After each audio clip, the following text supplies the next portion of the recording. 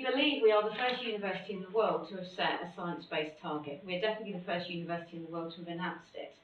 And essentially, what is a science-based target? It's essentially taking the science, saying, if this is what we're saying we need to do as a world, what is the university's fair share in terms of a carbon reduction target to helping to achieve that? We have developed that science, so we really should listen to it when we're setting our own target. These targets aren't arbitrary. We're not saying should it be 50%, should it be 100%, should it be 2030, should it be 2050. We're saying what is our fair share of that decarbonisation pathway. Science-based targets are overseen by an organisation called the Sciencebased Targets Initiative. It only validates targets for corporates. It won't validate the university's target or targets for any non-corporates. We're pretty confident that if they would validate it, then they would say it's a valid target. It is rooted in science, but you do have choices within that. You need to make choices about what is your baseline year. Which decarbonisation pathway are you going to choose to follow? Is that the global pathway? Is that an EU pathway? Is that a UK pathway? Are you aiming for 2 degrees, 1.5 degrees, below 2 degrees? Now, ideally, we'd have a 1.5 degree pathway for the UK, but that data set doesn't yet exist. So we've set our target based on a below 2 degrees EU pathway, because that's the closest we can get to the ideal at this stage. So we've always reported the emissions for the academic portion of the University of Cambridge, which is essentially our operational estate. So it's all of the stuff you see relating to our teaching and research. But the university is an incredibly complex organisation, and as a legal entity, it also includes things like our associated businesses, Cambridge Assessment and Cambridge University Press, and also the North West Cambridge development, Eddington. However, if you ask anybody outside of the university, and probably within the university actually, what is the University of Cambridge, they'll include the 31 colleges. Now, the colleges aren't part of the legal entity. They're each autonomous and independent institutions from the university and from each other, but to the world, they are part of the University of Cambridge. At this stage in time, our science-based target is for the academic portion of the University of Cambridge for our Scope 1 and our Scope 2 emissions, i.e. our direct emissions from energy consumption and our direct fleet. We believe it's fully in line with the Paris Agreement, as I mentioned, following an EU regional pathway on a below 2 degrees trajectory. We actually set out with the idea of setting a carbon neutral target, and we were thinking, where does that fall? However, the advice we've had from our academics at this stage is we shouldn't look at using external offsetting schemes because of their concerns over the credibility. We should actually just be aiming for zero carbon. These are some of the main building blocks that we will use to get to zero carbon.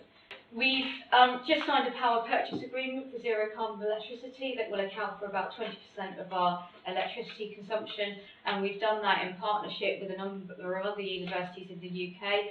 We ourselves are looking at how we can develop our own large-scale on-site renewables so we can generate our own electricity. I think probably one of the most ambitious areas is we're looking at how do we take gas out of our estate. So we've got a piece of work underway at the moment that's looking at what's the feasibility of that? Is it feasible to do it? Is it practical to do it? And if so, what might it cost us over the next 10 to 20 years? We do have a large capital programme, and we're looking at how do we incorporate carbon into the decision making for that, right at the very early stages of do we even need to build this building. It's been quite fortuitous that the university's paused its capital programme for financial reasons, so we're not starting anything new right now, but what that's enabled us to do is to get council to agree that we're not going to restart that programme until we've worked out a way to properly embed the carbon considerations into our decision-making process in terms of whole life costing. We've got a large programme of energy retrofit projects. We've spent in the region of £11 to £12 million over the last 5 to 6 years on energy efficiency projects, but we know over the lifetime they're projected to save in the region of £20 million. At the moment, none of our departments pay for their electricity, or any of their utilities actually. It's all paid centrally. So in a very devolved organisation where there's a lot of local decision making, there's not a lot of incentive to departments to save energy. But through the electricity devolution programme, that's going to change, and they will start to be charged for their electricity costs. We're also looking at electrification of the fleet, and we're going to be getting independent assurance of our carbon data, because we feel if we're going to make claims about being zero carbon, we need to be able to prove that our data that backs it up is credible. I just want to make mention of Cambridge Zero, which will be formally launched next month. But this is essentially a new initiative within the university that's looking to take our academic expertise and use that not just to help the university to become zero carbon, but also think at what does that mean, globally. What's next? We're looking at how we measure our fugitive emissions and include that in our science-based target, because we're aware that's an area of our Scope 1 and Scope 2 that isn't currently there, because we don't yet know how to measure them.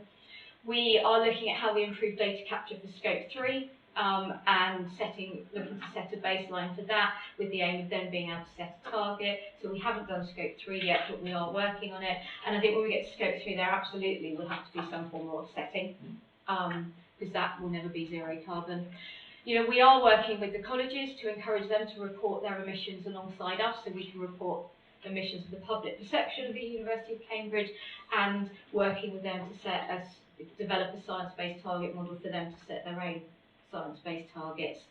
And we are also just starting work looking at developing an internal offsetting scheme and looking at how can we use that to target aspects of Scope 3 like business travel, which for the university, our academic international travel is quite a reasonable part of our Scope 3. Our catering service has done some amazing work on the sustainable food, where we have engaged with our academics and said to them, if we want to target sustainable food, what are the key things we need to be doing?